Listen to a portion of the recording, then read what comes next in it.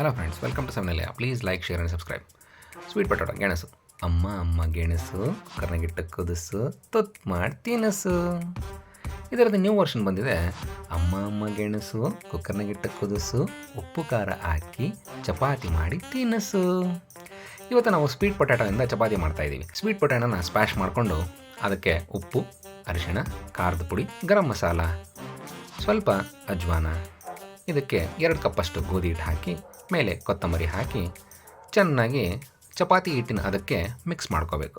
Sweet potato ಹೆಸರಲ್ಲಿ sweet, ಆದರೆ ಇದು ಗುಡ್ ಫಾರ್ ಶುಗರ್ ಪೇಷಂಟ್ಸ್. ಇದು low in sugar calories, rich in vitamins, minerals and fibre content.